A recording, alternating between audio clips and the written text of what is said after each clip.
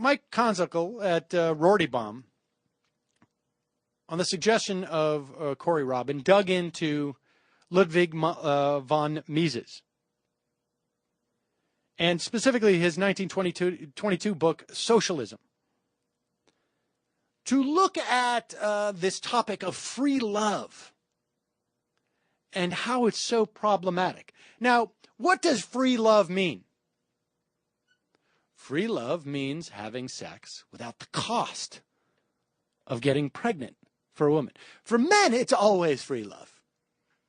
You understand that, right? Men always have free love, but women need essentially contraception to not have free love. Or I should say, to have free love. And Mises writes, this again from Rortybaum, proposals to transform the relations between the sexes have long gone hand in hand with plans for the socialization of the means of production.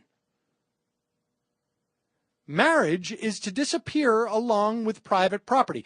Free love also means that you can have sex without being married. Socialism promises not only welfare, wealth for all, but universal happiness in love as well. By making the wife, Konzel says, by making the wife an equal of the husband, it is only a matter of time until the worker seeks to be the equal of the boss. And sex itself freely shared among consenting equals, how can we even maintain the idea of private property?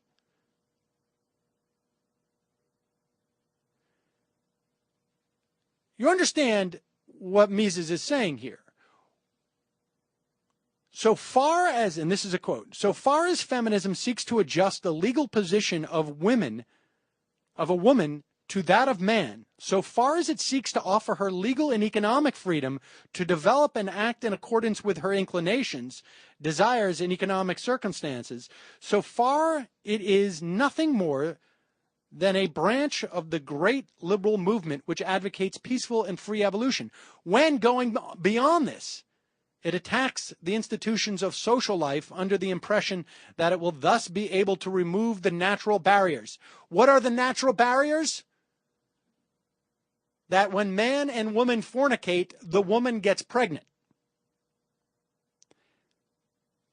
Mises sees this as a natural barrier that women just have to becoming economic equals with men.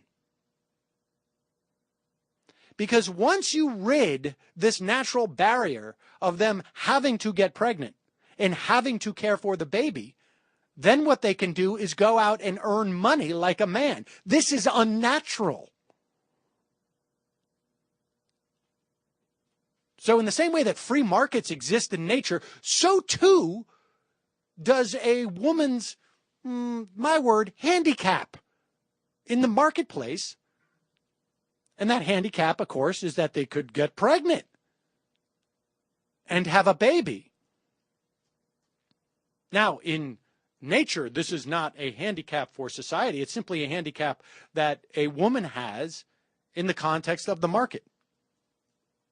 And he says this is a spiritual child of socialism, for it is a characteristic of socialism to discover in social institutions the origin of unalterable facts of nature, this being that a woman's role is to squeeze out babies and care for them, and to endeavor, he writes, by reforming these institutions, to reform nature.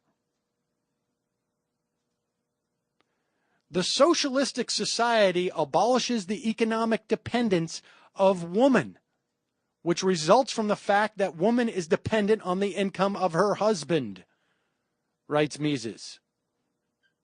Man and woman have the same economic rights and the same duties as far as motherhood does not demand special consideration for the woman. You see that? Public funds provide for the maintenance and education of the children, which are no longer the affair of the parents, but of society. Thus, the relations between the sexes are no longer influenced by social and economic conditions. This is problematic because, according to Mises, it is attempting to alter the unalterable facts of nature. He writes, just as the pseudo-democratic movement endeavors by decrees to efface natural and socially conditioned inequalities. That's just it, ladies. These are natural and socially conditioned inequalities. Live with it. Just as it wants to make the strong equal to the weak, the talented to the untalented. You see that? It's just, if you're untalented, you lose. And that's just the way it is. If you're weak, you lose. That's just the way it is. If you're a woman, you got to have babies and you got to take care of the kids. And that's just the way it is. These things cannot and should not be altered. So the radical wing of the women's movement seeks to make women the equal of men. But the difference between sexual character and sexual destiny can no more be decreed away than other inequalities of mankind. Deal with it, ladies. Deal with it, ladies. And so the debate goes on in this post by Rortybaum in the comment section. One commenter writes, well, no, Mises didn't have a problem with this. Because he wrote, with the spread and progress of capitalism, birth control becomes a universal practice. However, which implies, of course, that Mises accepts birth control as a legitimate device, I guess, that can be employed by women. But Corey Robin jumps into the comment sections and responds with another quote from Mises, which says, in the market economy, every individual is spontaneously intent upon not begetting children whom he could not rear without considerably lowering his family standard of life. In other words, birth control is legitimate if the man decides we can't afford any more kids. But if the woman uses birth control as a means in which to alter the facts of nature and allow her to be competitive in the market, that's problematic. Because it's just what nature decreed.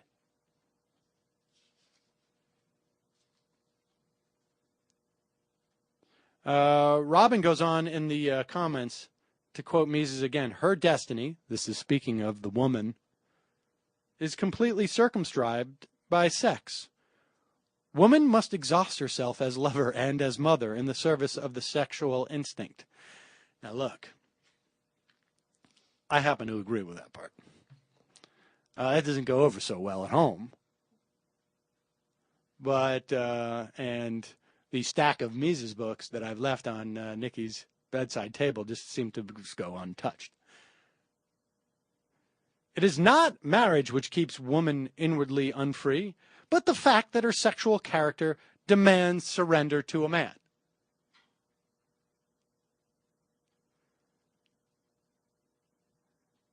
Because were she to renounce this, it would entail a woman, quote, renouncing either the most profound womanly joy, the joy of motherhood, for the sake of the more masculine development of her personality. Which, of course, would be to go and work and compete with man in the marketplace. So, thus you see how the libertarian philosophy essentially can bring itself to saying that there are certain unalterable things. You know, at the end of the day, we know what the libertarian philosophy is. It is simply a way in which to protect those who already have power. And our 40-minute interview with Corey Robin really lays this out, that the conservative philosophy, the conservative ideology, is one in which always seeks to maintain the status quo and merely reacts against any type of emancipation movement that crops up. And make no mistake about it, birth control, contraceptive, particularly ones that can be taken and controlled by women, has had a huge emancipatory effect on women. But to a libertarian, this is altering that which nature has decreed.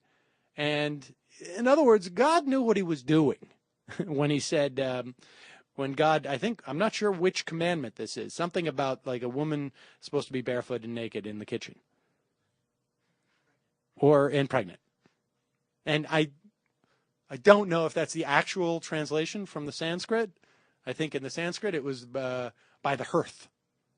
Because I don't think they had kitchens at the time. It was just like, you got to be near the fire to be cooking that stuff. So a really fascinating sort of sidelight to this whole debate that we're seeing in Congress now. I mean, I don't know if it's really a debate. I mean, this is just what the Republicans are pushing. And frankly, much to the detriment of their chances in the fall.